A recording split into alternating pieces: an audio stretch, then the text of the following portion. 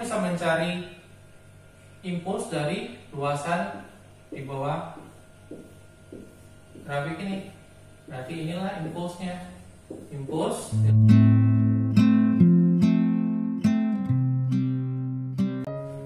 Halo teman-teman semua, salam jumpa, salam sehat, salam semangat. Teman-teman, pada kesempatan kali ini kita akan melanjutkan materi tentang impuls yang sebelumnya pernah saya singgung di video sebelumnya tentang momentum dan impuls. Nah, impuls ini ada kaitannya dengan momentum. Apa sih impuls? Mari kita bahas sama-sama. Impuls dengan simbol besarnya adalah I. Impuls ini sendiri adalah hasil kali gaya yang bekerja pada benda dengan selang waktu. Gaya itu bekerja pada benda. Dari definisi ini kita bisa menentukan besar impuls dengan persamaan I sama dengan M kali delta T, di mana I itu adalah impuls dengan satuannya kilogram meter per second atau Newton second. Kemudian ada F, gaya, itu dengan satuannya Newton.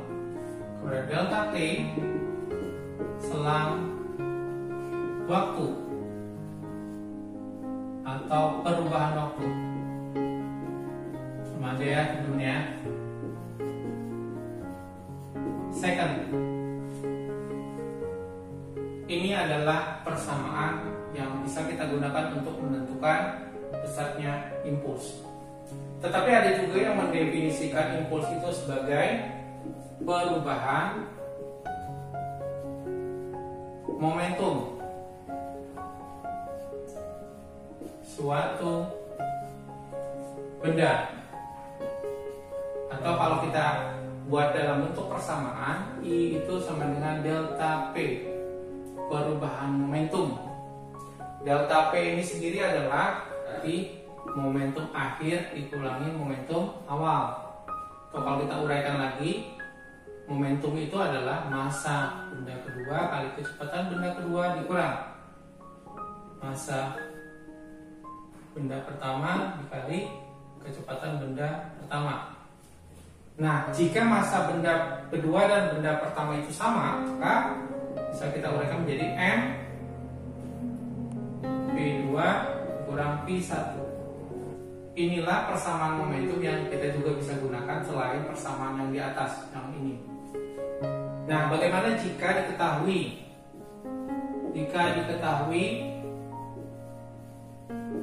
grafik hubungan F dan T? Maka kita bisa mencari impuls,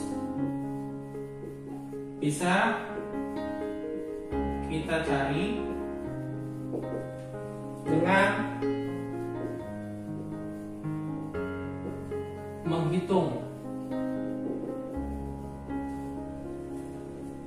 luas daerah di bawah grafik. Kalau digambar seperti ini, ini ada grafik F terhadap waktu. Tentunya ada Newton, kemudian ini ada waktu second. Ini F0 nya, kemudian ini ada F1 nya, ini ada T1 nya 0. Nah, kita bisa mencari impuls dari luasan di bawah grafik ini. Berarti inilah impulsnya. impuls nilainya sama dengan luas daerah di bawah grafik. Jadi kita bisa gunakan 3 persamaan untuk menentukan sebuah impuls. Besarnya nilai impuls yang pertama adalah I sama dengan F kali delta T, atau bisa juga menggunakan I itu sama dengan perubahan momentum. I sama dengan, kalau masanya sama berarti M dalam kurung P2 kurang P1. Atau kalau dia dalam bentuk grafik, kita bisa mencari impulsnya dengan menghitung luasan daerah di bawah grafiknya. Nah, untuk contoh soal tentang impuls, mari kita lihat sama-sama. Berikut adalah contoh soal impuls yang pertama. Soalnya sebagai berikut. Impuls yang bekerja pada suatu benda yang diberi gaya 200 Newton selama 12 meter second adalah A 1,2 Newton second, B 2,4 Newton second, C 4,8 Newton second, D 9,6 Newton second, E 19,2 Newton second.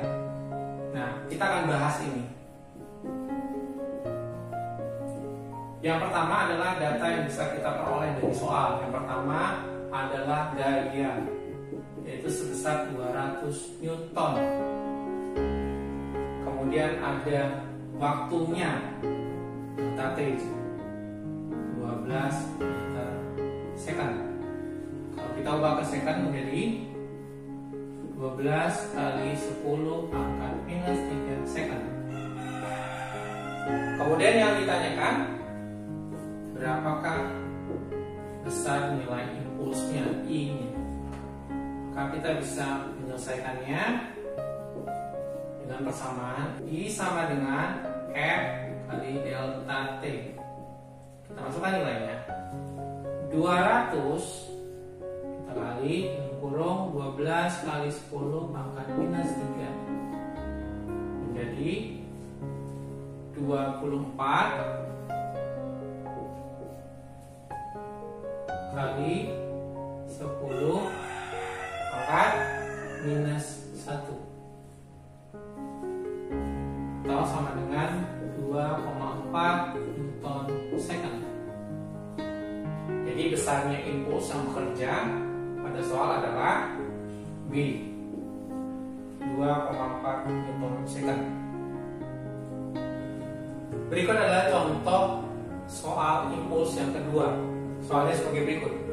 Grafik di samping menyatakan hubungan gaya M yang bekerja pada benda yang bermassa 2 kg terhadap waktu T selama gaya itu bekerja pada benda. Bila benda mula-mula diam, maka kecepatan akhir benda dalam meter second pangkat min 1 adalah A 5, B 10, C 15, D 20, E 25. Nah, grafiknya bisa teman-teman lihat di sini, grafik F terhadap T. Untuk membahas ini, kita harus tahu dulu data yang bisa kita peroleh dari soal. Yang pertama adalah massa bendanya, yaitu 2 kg. Kemudian benda mula-mula diam, berarti di satunya adalah 0 karena dari keadaan diam. Dan data yang ada pada grafik. Yang ditanyakan, berapakah kecepatan akhir benda, berarti V2-nya. Nah, untuk menjawab pertanyaan ini, kita bisa gunakan beberapa persamaan impuls. Yang pertama itu adalah I sama dengan perubahan momentum, atau kalau kita jabarkan menjadi M 2 kurang P1. Nah, kalau kita menggunakan ini, maka kita masih kekurangan data untuk nilai impulsnya. Sehingga untuk mencari nilai impulsnya kita bisa gunakan persamaan lain. Nah, teman-teman harus ingat, kalau ada grafik F terhadap T, maka besarnya impuls itu sama dengan luas daerah di bawah grafik. Jadi kita cari dulu impuls dari grafik ini. Kalau kita lihat bangunannya, di sini adalah trapesium. Jadi impulsnya itu sendiri adalah luas trapesium. Kita bisa cari di sini, impuls sama dengan luas trapesium. Nah, luas trapesium itu apa rumusnya? Jumlah sisi sejajar, ini sisi sejajar, dikali tingginya dari sini ke sini dibagi 2. Jadi kalau kita tulis jumlah sisi sejajar dikali tinggi Q. Nah, jumlah sisi sejajar yang mana? Yang tadi saya buat di sini 12 dikurang 3, ini untuk panjang ini ke sini, ditambah dari sini ke sini berarti 9 dikurang 3 kurung dikali tingginya dari sini ke sini 4 dibagi 2. Hitung 12 kurang 3 9 ditambah 6. Nah, ini kita bisa sederhanakan menjadi 2. Ini 1. 9 tambah 6 15 kali 2 berarti 30 Newton second atau kilogram meter per second. Ini besar impulsnya. Setelah kita menemukan besar nilai impulsnya, baru kita masukkan ke yang ini. Impuls itu adalah perubahan momentum, berarti 30 sama dengan M-nya tadi berapa? 2. V2 yang ditanyakan kurang V0 nya adalah 0. Sederhanakan. Berarti 30 sama dengan 2 V2. Sederhanakan lagi. Berarti V2 nya sama dengan 15 meter second per detik. Jadi kecepatan akhir bendanya adalah C. Sekian pembahasan konsep tentang impuls dan pembahasan contoh soalnya. Terima kasih.